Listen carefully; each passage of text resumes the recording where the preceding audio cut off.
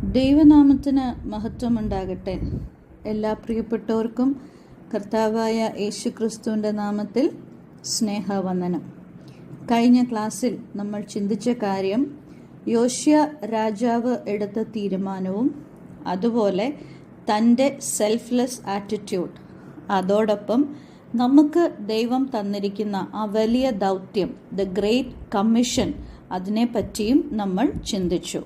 ഇന്ന് നമുക്ക് 2 രാജാക്കന്മാർ 23 അധ്യായം 4 തുടങ്ങി 14 വരെയുള്ള വാക്യങ്ങളെ ആധാരമാക്കി ചില കാര്യങ്ങൾ ചിന്തിക്കാം. കഴിഞ്ഞ ക്ലാസ്സിൽ യോശിയ രാജാവ് എടുത്ത ആ ഉടമ്പടി നമ്മൾ കണ്ടു.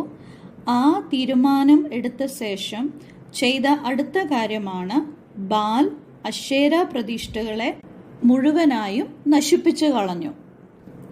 ആ ഭാഗം ഒന്ന് ശ്രദ്ധിച്ചാൽ ആ കാലത്ത് വിഗ്രഹാരാധന എത്രമാത്രം ശക്തമായിരുന്നു എന്നുള്ളത് കാണുവാൻ കഴിയും.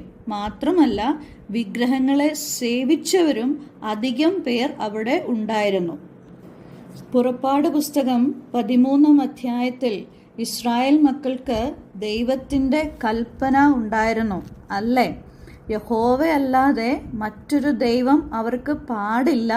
മാത്രമല്ല, ഒന്നിൻ്റെയും വിഗ്രഹം ഉണ്ടാക്കി അതിനെ സേവിക്കുകയും ചെയ്യരുത് എന്ന കർശനമായ കൽപ്പന ദൈവത്തിൽ നിന്ന് അവർക്ക് ഉണ്ടായിരുന്നു. യെശയ്യാ പ്രവചനം 42:8 നമ്മൾ ഇങ്ങനെ വായിക്കുന്നു: ഞാൻ യഹോവ, അത് തന്നെ എൻ്റെ നാമം, ഞാൻ എൻ്റെ മഹത്വം മറ്റൊരുത്തനും എൻ്റെ സ്തുതി വിഗ്രഹങ്ങൾക്കും വിട്ട് കൊടുക്കുകയില്ല. പുറപ്പാട് പുസ്തകം 20 അധ്യായം 4-5 വാക്യങ്ങളൊന്ന് വായിച്ചാൽ അവിടെ യഹോവ ഒരു കാര്യം പറയുന്നുണ്ട്: ഞാൻ തീക്ഷ്ണതയുള്ള ദൈവം, Jehovah is A jealous God. പ്രിയമുള്ളവരെ, വിഗ്രഹാരാധനയും വിഗ്രഹങ്ങളെ സേവിക്കുന്നതും എത്രമാത്രം നമ്മുടെ ദൈവം വെറുക്കുന്നു എന്നുള്ളത് ഇതിനാൽ നമുക്ക് മനസ്സിലാകും.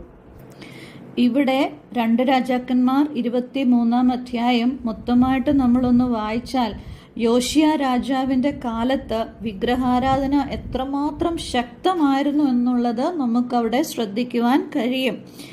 7 വാക്യത്തിൽ നമ്മൾ ഇങ്ങനെയാണ് വായിക്കുന്നത്: സ്ത്രീകൾ പോലും അശേരയ്ക്ക് കൂടാരശീലകൾ നെയ്തുകൊണ്ടിരുന്നു. ഓ, എത്ര ദുഃഖകരമായ കാര്യം, അല്ലേ?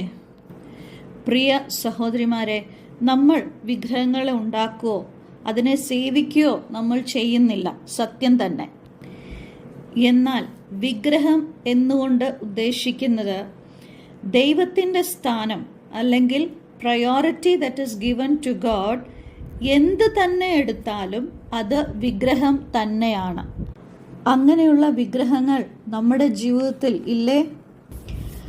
അത് ചിലപ്പോൾ നമ്മുടെ ധനമായിരിക്കാം, ജോലിയായിരിക്കാം, കുഞ്ഞുങ്ങളായിരിക്കാം, എഡ്യൂക്കേഷൻ ആയിരിക്കാം.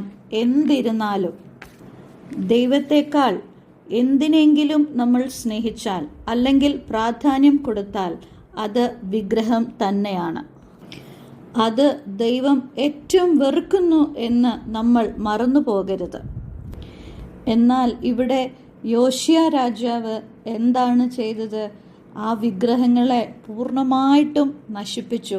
മാത്രമല്ല, ആ വിഗ്രഹങ്ങളെ സേവിച്ചവരെ നീക്കിക്കളഞ്ഞു. മാത്രമല്ല, ആ വിഗ്രഹങ്ങളെ ദഹിപ്പിച്ച് ആ ചാരം സാമാന്യ ജനങ്ങളുടെ ശവക്കല്ലറയുടെ മേൽ ഇട്ടു എന്ന് നമുക്കവിടെ വായിക്കുവാൻ കഴിയും. 4 വാക്യത്തിൽ യോശിയ അവിടെ ഒരു കൽപ്പന പറയുന്നുണ്ട്: യഹോവയുടെ മന്ദിരത്തിൽ നിന്ന് ബാലിനും അല്ലെങ്കിൽ ആകാശത്തിലെ സൈന്യങ്ങൾക്ക് വേണ്ടി ഉണ്ടാക്കിയ ഉപകരണങ്ങളൊക്കെയും ആ മന്ദിരത്തിൽ നിന്ന് നീക്കണം എന്ന് യോശിയ രാജാവ് അവിടെ കൽപ്പിക്കുന്നു. 6 വാക്യത്തിൽ നമ്മൾ ഇങ്ങനെയാണ് വായിക്കുന്നത്: അശേര പ്രതിഷ്ഠയും അവൻ യഹോവയുടെ ആലയത്തിൽ നിന്ന് യെരൂശലേമിന് പുറത്ത് കിദ്രോൻ തോട്ടിനരികെ കൊണ്ടുചെന്ന് കിദ്രോൻ താഴ്വരയിൽ വെച്ച് ചുട്ട് പൊടിയാക്കി പൊടി സാമാന്യ ജനത്തിൻ്റെ ശവക്കുഴികളിന്മേൽ ഇട്ട് കളഞ്ഞു. കിദ്രോൻ എന്ന വാക്കിൻ്റെ അർത്ഥം ഡാർക്ക്നെസ്, ഇരുട്ട് എന്നാണ്.